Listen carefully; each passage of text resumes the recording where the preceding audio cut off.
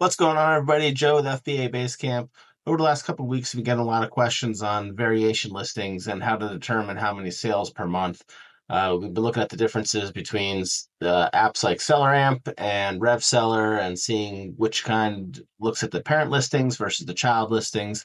And we're having a lot of confusion over how to actually determine how many sales you're getting on a product and specifically on variations. So a lot of these taken estimates, and RevSeller is one that looks at more at the child listings and will give you on a per variation.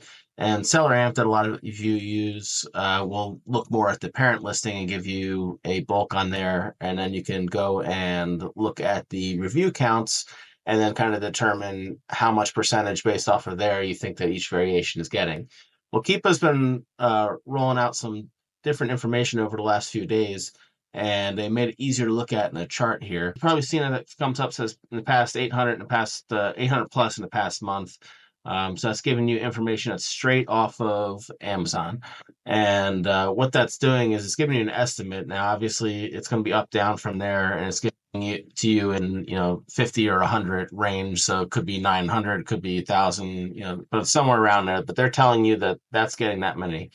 And then if you go over to like this two-pack listing here, so you can go click on there and you go down, you can see that it's pulling information once it loads up here. That is pulling it and saying it's about 50 in the last month. So this is one is obviously this variation is a lot less. Now, what Keepa has actually done is made it a lot easier to pull this up. And I'm not sure when this was released, probably in the last day or so. But if you go into your sub ranks, which a lot of people don't have that selected, and you click that, it's now showing this yellow line. And I get rid of some of these so you can see it easier. So this yellow line here is telling you the monthly sold. So this is saying it's roughly about 50. Now, it might be some less, might be more, but you can see that same thing when we go back to the single listing.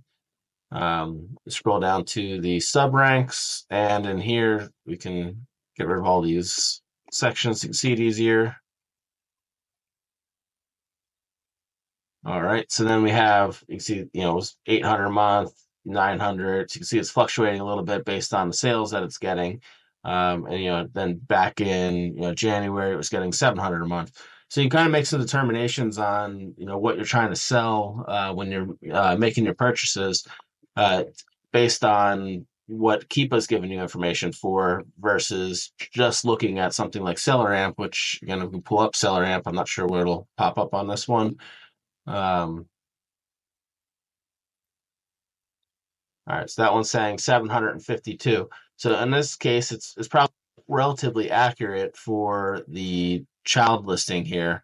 Now I don't know if it takes into account what's happening with the other listings where it has 50 on there, but it's giving you a rough idea of what that will be. But on this is actually pulling it straight from Amazon's information, and it's able to give you some more accurate data.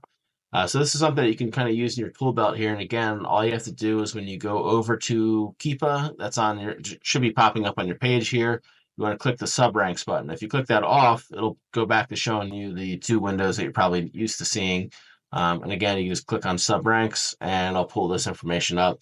It's not going to show on every listing, so it's going to show and it's not going to show back forever. So you can look at if we go um, back until when I started pulling some of this information out in September, it looks like um, it'll show you on listings that they've been tracking.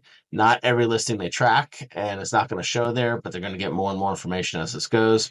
And then you'll have more information to go on. It's just one more thing to have in your tool belt when you're trying to make a determination on what you want to buy and what variation you want to buy. I hope this is helpful. Like and subscribe and take a look at our free Discord if you want some more information and some helpful tips on growing your Amazon business. Thanks.